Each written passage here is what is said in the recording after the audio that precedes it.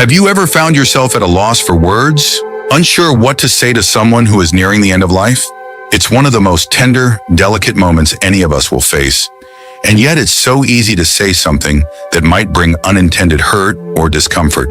In this video, we're going to explore 7 things you must never say to someone who is dying. Insights, drawn from the real experiences of hospice nurses who have seen these moments up close. Each of these examples will help you understand how words, even those meant to comfort, can sometimes land the wrong way, and what you can choose instead to bring true peace and support. Stay tuned until the end, because what you learn here might not only change the way you speak in those difficult moments, but might also help you bring lasting comfort to someone who truly needs it. And if you haven't subscribed yet, I recommend you subscribe and turn on the bell so you don't miss any videos. Your support helps us continue creating good content to inform and inspire you. Now let's get started. Number 1, saying you understand what they're feeling. One of the things hospice nurses have shared time and again is how painful it can be for a dying person to hear someone say, "I know what you're going through." The truth is, no one, not even someone who has faced their own serious illness, can truly know what another person feels in those final days. Each experience is deeply personal, shaped by a lifetime of memories, hopes, and private fears. When we say we understand, we may mean to offer comfort, but it can feel as if we're brushing aside the unique and sacred nature of their journey.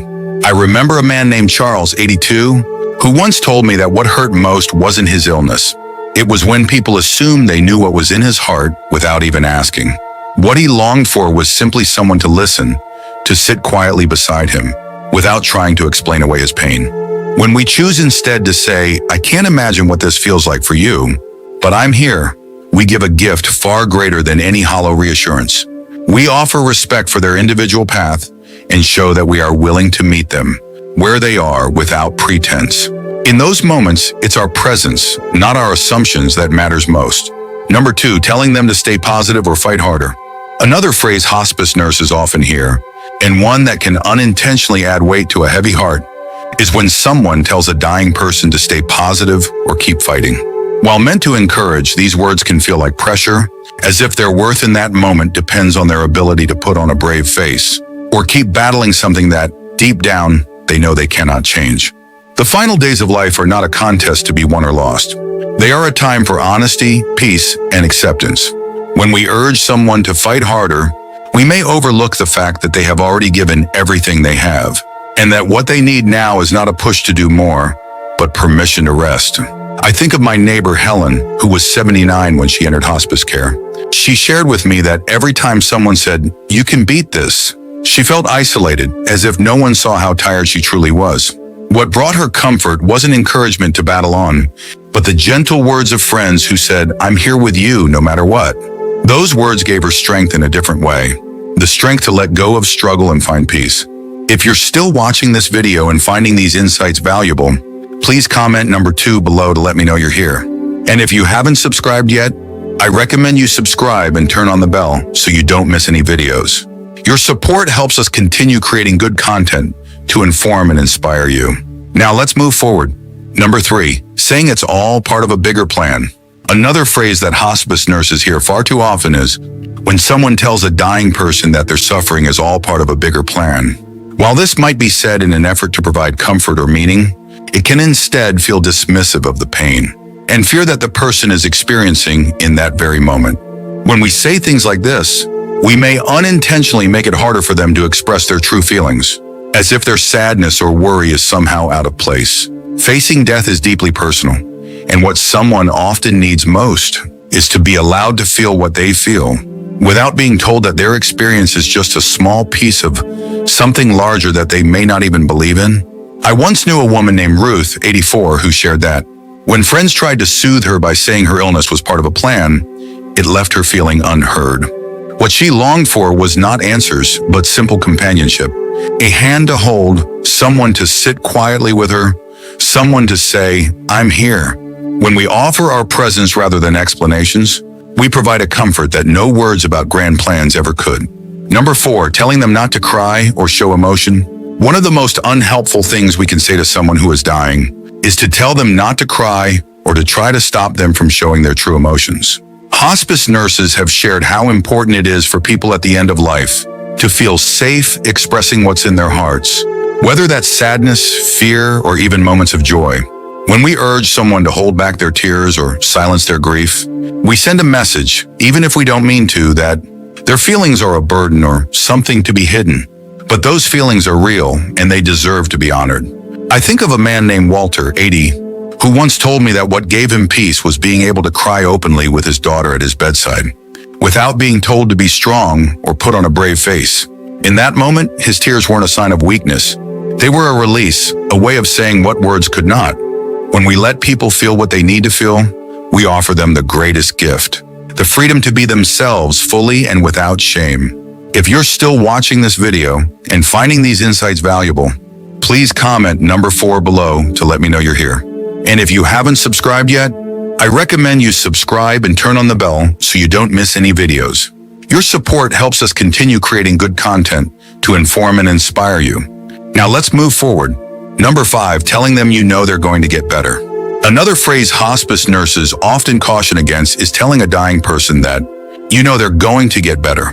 Even when these words come from a place of deep love and hope, they can create confusion or even a quiet sorrow. A person who is nearing the end of life often knows it. They may have made peace with it, or they may still be struggling, but they are aware. When we insist that they'll recover, we risk making them feel unseen, as if their truth doesn't matter, or as if we can't bear to face it with them. This can leave them feeling more alone at a time when what they need most is honesty wrapped in kindness. I think of a woman named Eileen, 83, who once shared with me that she felt deeply comforted not by promises of recovery, but by friends who were willing to sit quietly with her and say, "I'm here and I care." When we choose to offer presence over promises, we help build a bridge of trust and give someone the dignity of being met exactly where they are. That kind of honesty, paired with gentle support, is what truly brings peace in those final days. Number 6, saying everything happens for a reason. Hospice nurses have often witnessed the pain that can follow. When someone tells a dying person that everything happens for a reason, while those words might be meant to offer comfort or to help make sense of something so difficult, they can instead feel hollow and leave a person feeling even more isolated. In those final days, many are searching for meaning in their own way, and having someone else try to define that meaning for them can feel like their own feelings or beliefs are being overlooked. It's a time for deep listening, not for offering answers that may not fit the person's heart or faith.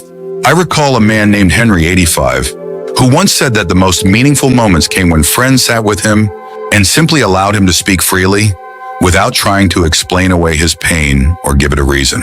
He found peace not through answers, but through companionship, through knowing that he could share what was on his mind without being judged or redirected. When we choose to offer our quiet presence instead of explanations, we show that we honor their unique journey and that we are willing to walk alongside them without trying to map the path. If you're still watching this video and finding these insights valuable, please comment number 6 below to let me know you're here. And if you haven't subscribed yet, I recommend you subscribe and turn on the bell so you don't miss any videos. Your support helps us continue creating good content to inform and inspire you. Now let's move forward. Number 7, telling them how they should feel or act. One of the most damaging things hospice nurses caution against is telling someone who is dying how they should feel or behave. Whether it's urging them to be brave, asking them to stay cheerful, or suggesting they shouldn't feel afraid, these kinds of comments can take away a person's dignity in a deeply vulnerable moment. Each person's experience of dying is unique, shaped by their own memories, fears, beliefs, and hopes. When we tell them what they ought to feel, we risk silencing their truth and making them feel as if their emotions are somehow wrong or disappointing. I think of a man named Samuel, 84, who once shared that what brought him the most comfort was when his sister told him, "You can feel whatever you need to feel, and I'll be here with you." Those simple words gave him permission to be himself without pressure or judgment. When we offer that kind of acceptance, we help someone feel seen and respected. And in the end, that's one of the greatest gifts we can give. Final thoughts. As we come to the close of this video, I hope these 7 insights have offered you a deeper understanding of how powerful our words can be in life's most tender moments. Which of these surprised you the most? Which one do you feel you'll carry with you the next time you're with someone facing the end of life? The truth is, It's not about having the perfect thing to say. It's about being willing to show up with honesty, compassion, and a listening heart. When we choose our words with care, we offer not just comfort, but dignity and peace. And that can mean more than anything else in those final days. Thank you for joining us today. We'd love to hear from you. Leave a comment below and share one thing you learned today and how you plan to use it in your life. Your thoughts are important to us, so don't hesitate to share them. Reading your comments gives us great motivation and encouragement. If you enjoyed this video and found it helpful, please like, subscribe, and share. Your support helps us continue creating good content to inform and inspire you. Thanks for watching, and we look forward to seeing you in the next video.